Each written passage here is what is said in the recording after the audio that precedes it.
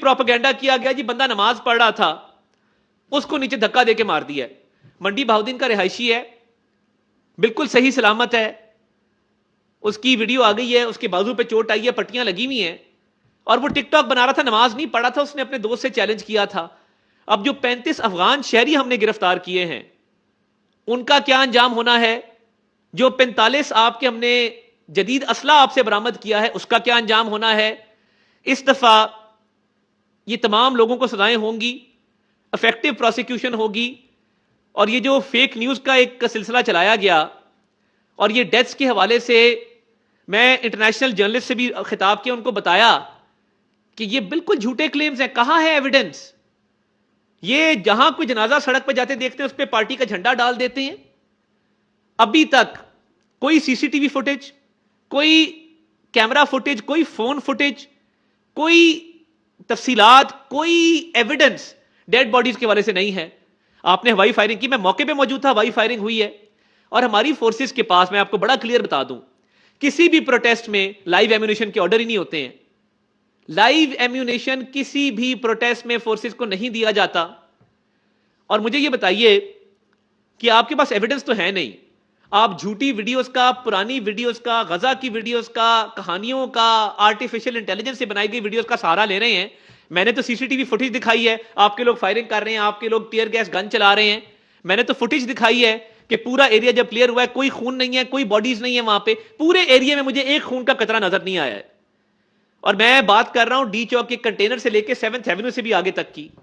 जब आप भाग रहे थे, पूरी कौम ने वो आपकी भागते हुए फुटेज देखी है, उसमें क्यों नहीं डेड बॉडीज या फायरिंग दिखाई गई? वो भी तो वीडियो बनी है ना आखिरकार।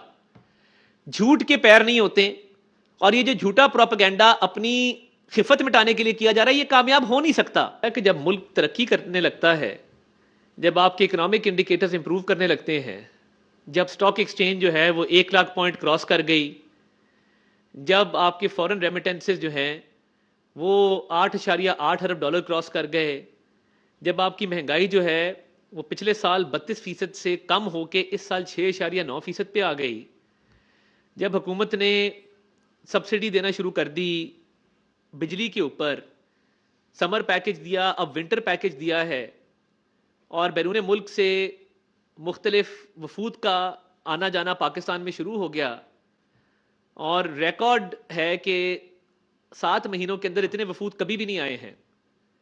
सऊदी अरब हो, मुत्तहिदा अरब इमारात हो, और सऊदी अरब के 3-4 दफ़ा वफूद आ चुके हैं, मलेशियन प्राइम मिनिस्टर आ चुके हैं, पाकिस्तान को एजाज़ मिला कि एससीओ की समिट होस्ट की, और अब भी आपने देखा कि बेलारूस के प्रेसिडेंट आए और अग्रीमेंट साइन हुए। तो ये जब भी पाकिस्तान तरक्की करने लगता है, और कल एक खुशखबरी आई पीआईए के हवाले से कि यूरोपियन रूट्स खुल गए हैं, और आप देखेंगे कि यूरोपियन रूट्स खुलने से पाकिस्तानी डायस्पोरा जो बाहर बैठा है, डायरेक्ट फ्लाइटों से बड़ा फर्क पड़ेगा, पीआईए का रेवेन्यू बढ़ेगा, पीआईए की प्राइवेटाइजेशन में मजीद बेहतरी आएगी, बाकी रूट्स खुलेंगे इंशाल्लाह ताला, जिसकी अब कभी उम्मीद है, तो पीआईए वो खोया हुआ मकाम हासिल कर सकेगा। अच्छी खबर है पाकिस्तान के लिए, पाकिस्तानियों के लिए। कल स्टेट बैंक ने कहा कि जो हमारे ज़र मुबादला के ज़खायर हैं वो 11 अरब डॉलर क्रॉस कर गए हैं, मोर देन 11 बिलियन डॉलर्स। और ये खुशाइंद है, वज़ीर आज़म शहबाज शरीफ की क़ियादत में दिन रात मेहनत हो रही है, और एक ही मिशन है कि पाकिस्तान के अवाम की तरक्की कैसे हो सकती है। और देखिए, हमें जब ये मुल्क मिला तो डिफॉल्ट के दहाने पे था, हमने इल्जामात नहीं लगाए, हमने रोना धोना नहीं किया, हमने इस मुल्क की फलाह बहबूद के लिए, बेहतरी के लिए दिन रात काम किया। और शहबाज शरीफ साहब का यह मिशन था कि मैंने इस मुल्क की इकोनॉमी को ठीक करना है। पेरिस ना जाते, पेरिस में जो एमडी आईएमएफ से मुलाकात हुई तो खुदा ना खास्ता डिफॉल्ट कर जाता मुल्क, और ये उसके अल्फाज हैं एमडी आईएमएफ के।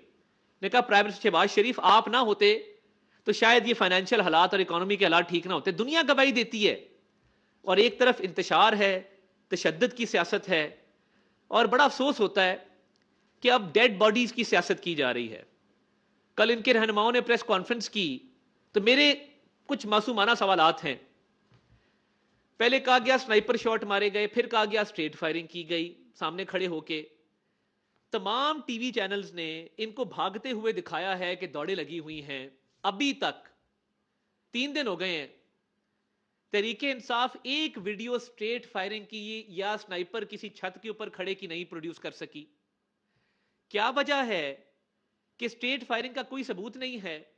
पिम्स अस्पताल, पोली क्लिनिक अस्पताल कहता है कि जी हमें कोई डेड बॉडी रिसीव नहीं हुई, और आप पुरानी तस्वीरें और आर्टिफिशियल इंटेलिजेंस से जनरेटेड इमेजेस चला रहे हैं। और अफसोस इस बात का भी है